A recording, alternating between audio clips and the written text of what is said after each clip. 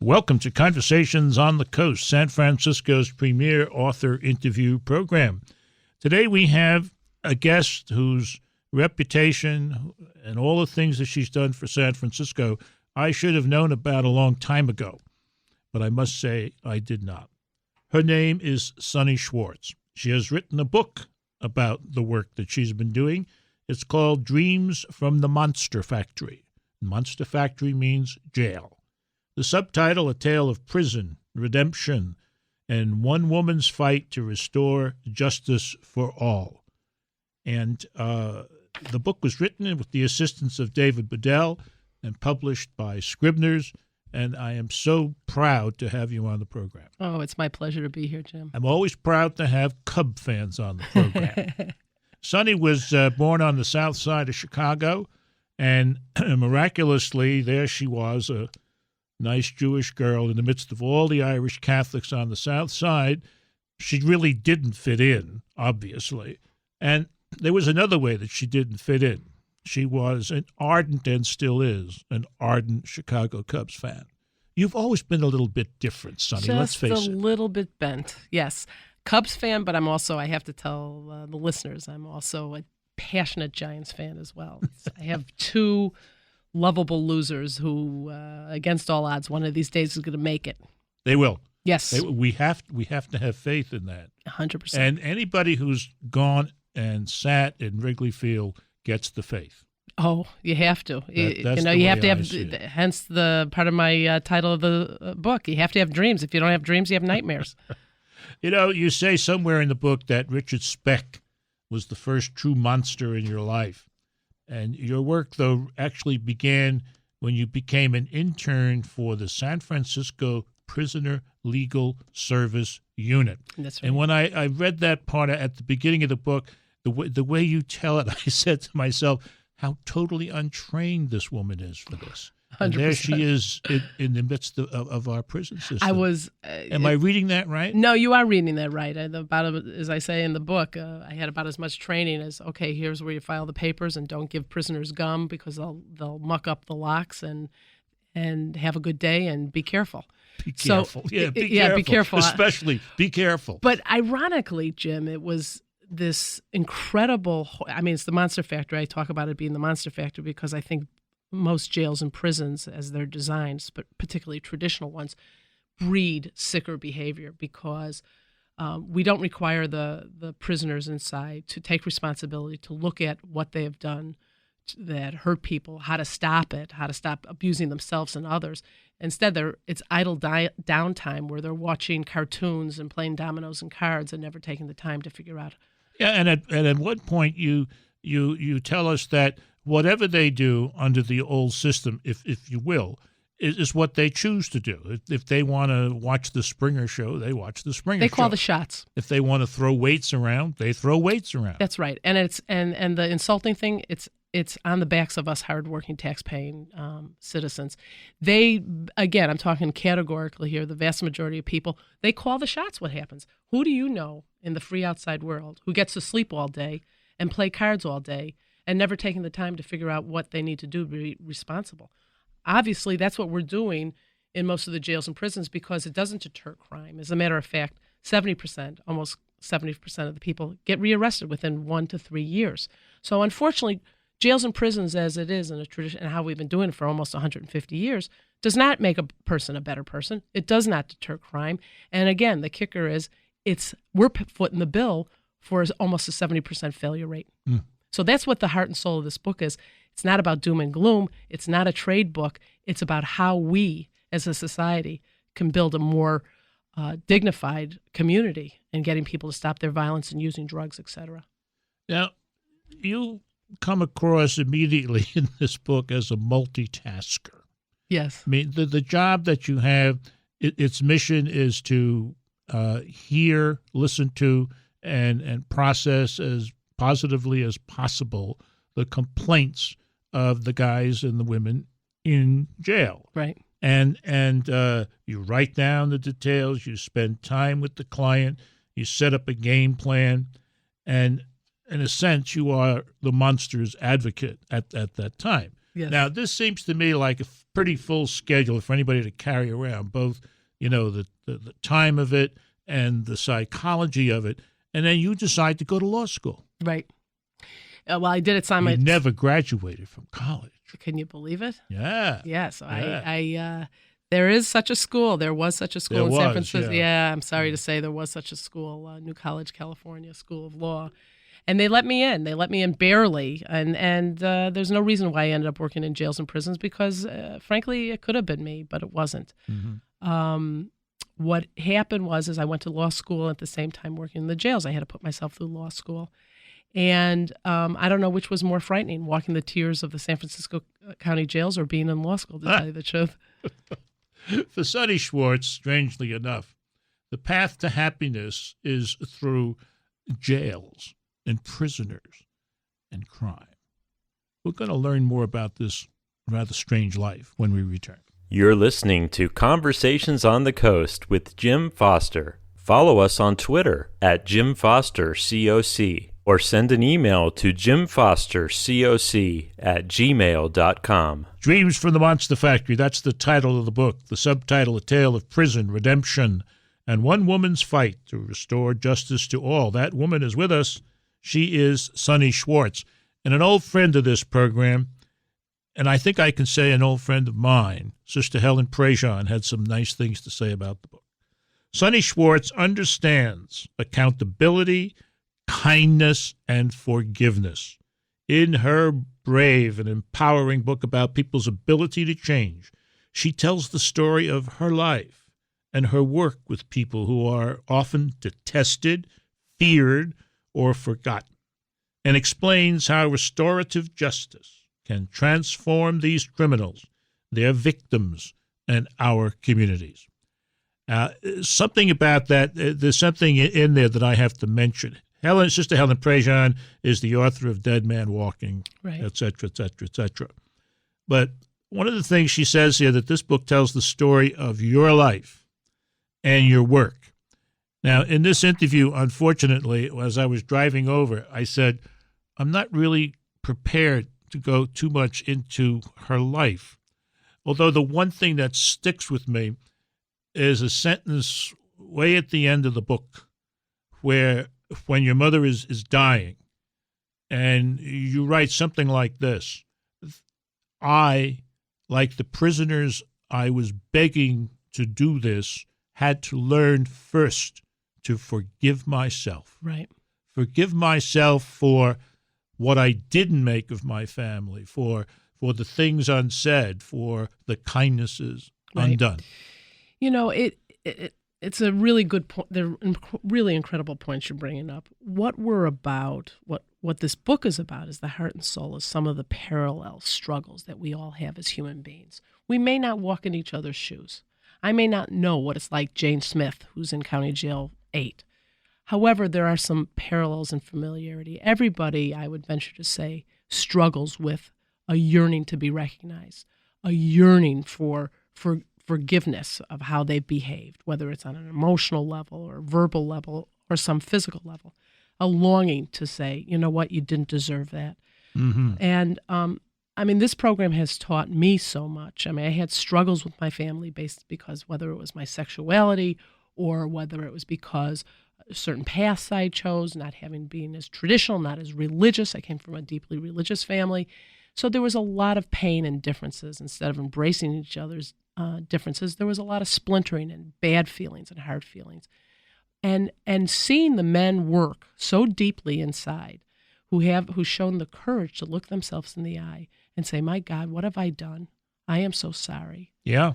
It takes a lot of guts, and it takes a lot. Now, how to translate on the streets. What the program is about is very universal. If I bring a venture capitalist into the jail, for instance, to sit in on groups, one time did bring a venture capitalist in for supposedly an hour, and I couldn't get him out of the jail for 4 hours because he wanted to know more, and he was learning a lot about himself. Mm. So, a lot of times we have this misconception of who's behind bars. People who are behind bars, they have a lot in common. They've done something wrong to hurt themselves or somebody else, and they're virtually all getting out. And that's why it is so important to write about what we can do as a society and as a government to stop the chaos of what's going on inside that a lot of people relate to on the outside as well. One of the messages that screams out from this book on almost every page is perhaps an obvious one. Because a person has committed a violent crime, he or she does not, because of that, lose his or her humanity. And I think that's what happened when your mother was dying, and you said, I'm like them. Right. I have the same kind I'm of like them, issues. and there's some differences. Thank God I haven't hurt people the way, but there are parallels, and that is making some bad mistakes, treating people not as well and with dignity as I should have. It's a continuum of behavior. But I think it's important, Jim, to really underscore a couple things here, too, because whether listeners here or elsewhere, is that accountability, that's the difference between our programs and just generic, if there's such a thing, of rehabilitation. What is key is people taking responsibility for their actions, not blaming, justifying, denying it, but taking good, authentic responsibility for what they're doing. The other thing is a lot of people are under the misconception that we're locking people up and throwing away the key. We're not. 90+% of the people are getting out in the foreseeable future. So this is a call to action to do things safer and more effective for our sake as well as their sake. Both of our sakes. Yeah, because we don't throw away the key. No, we don't. They're coming on out. And we have to stop building these monster factories where people are even becoming sicker while they're inside instead of becoming more responsible. They are coming out, and unless programs like the kinds of things that you've been involved in for so long and with such success, I might say. Yes. Unless there are more of those. I don't know. You know, by this time, you might be thinking that Sunny Schwartz has really accomplished a lot and that she's accomplished it alone. Well, two things. The best is yet to come, and she never works alone. You're listening to Conversations on the Coast with Jim Foster. Follow us on Twitter at Jim Foster COC or send an email to jimfostercoc@gmail.com. This is Conversations on the Coast. Dreams from the Monster Factory is the title. It is subtitled A Tale of Prison, Redemption, and One Woman's Fight to Restore Justice to All. The author is Sunny Schwartz, and Publishers Weekly had a few nice things to say about it. Lucid, gritty, and penetrating, this book is perhaps one of the most effective testaments available in the campaign to rehabilitate those we lock up and sometimes abandon. And that's really what you've been doing for eons, so it must seem now. But the focus that the point that I want to get to, what I want to cover in this segment is two things. Restorative justice, that notion, which I think segues right into the RSVP program. Exactly. Restorative justice you discovered, I think, in Seattle. Actually, it was in Minneapolis. But you're in the, That's right. somewhere up north at there. a convention that was boring you. It was a little on the yawner side, but, we were doing rehabilitation programs, which was a wonderful beginning, but it was about just that individual offender, getting him or her back on track. Right. There were missing links. What about the victims? What about us as the community? This needs to be about everyone because we're all affected by crime. Yeah. And so restorative justice, I happened to look at this pamphlet that a colleague gave me, and it said these principles as straight up as from the Bible. Crime hurts everyone, victim, offender, community, and it creates an obligation to make things right. The key was offender accountability, the voice of victims and survivors, and community involvement to heal the harm caused by violence and other crime. Now, that's straight out of the Old and New Testament as well as others, Right, and it was used as a focus of trying to do something about criminals way back. Way back. I mean, Native people, used to use this. It came from the Mennonites, actually brought it over to this country. But it was really a much more, is a much more exciting as well as effective because nobody takes the time to talk to the victims and provide her or him the kind of services that they're yearning and longing to have. And accountability, as I said. Rehabilitation, okay, how do you get a job? How do you get off using dope? I don't mean to minimize that, but there's major missing pieces there. So I happened to be at this conference, heard about it, went right to our great sheriff, Michael Hennessy, and said, look, We've taken on issues of drugs. We've taken on issues of literacy, et cetera. What about violence? And let's use these principles. And naturally, he was reluctant because what I wanted to do was open up one dormitory with 62 men using the principles of restorative justice for violent offenders. And the sheriff, of course, said, what are you talking about? He said one word. Come on. He said riot. That's right, the R word. Riot. And then he said riot. It's true. That was Michael Hennessy. And you can't blame him. Oh, not at all. Are you kidding? The buck stops with him. If anything went down, God forbid. He's out of work. It's his name and his credibility, and not his program administrator. So you have to give him all the kudos and props because he gave us the green light to go methodically and start, and we did.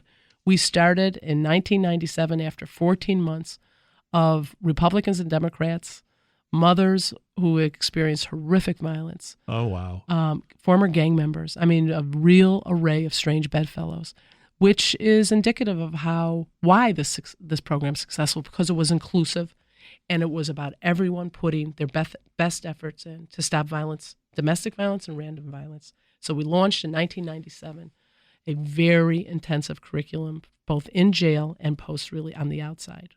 This was called RSVP? Which is called RSVP. The long name is Resolve to Stop the Violence Project.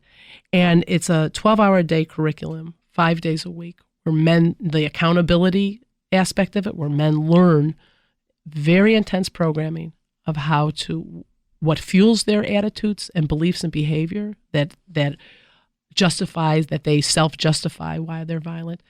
We have a victim empathy class, victim impact class, where we have victims of domestic or random violence coming in to tell their story, to foster empathy, because let's stop a minute. Okay. To tell their stories to whom? To tell their stories to the people who committed the crime. That's exactly right. And that to me is absolutely amazing. It's amazing, and it's so simple. Yes. You know, it's amazing in its simplicity, Jim, because, unfortunately, traditional criminal justice does not lend itself to introspection, and it does not lend itself to accountability. So this is a class that's about an hour plus, where a victim of generally pretty horrific violence come in, tell their story to 62 violent offenders, so they can stand in the shoes of those that they have violated to understand the far-reaching cause and effect of their behavior, and that they then sooner thereafter process that, and they become more accountable and connect the dots of their behavior and how it affects. It's also very empowering for that victim survivor to tell her or his story. One of the classes that you go into in some detail, and one of the persons that came back to talk was a woman by the name of Jean O'Hara. And you almost end the book with her presentation. And she says, if only one person in this room is changed by what we've done here today, it's worth it. She did her job. You've changed more than one. What you're doing is well worth it. We all owe you a debt of gratitude. Well, it is a we thing, like you said earlier. We've been talking to Sunny Schwartz. Dreams from the Monster Factory is the book. If you're not afraid to learn new ways and new things, get it. This has been Conversations on the Coast, and I'm Jim Foster. Follow us on Twitter at Jim Foster COC, or send an email to jimfostercoc@gmail.com.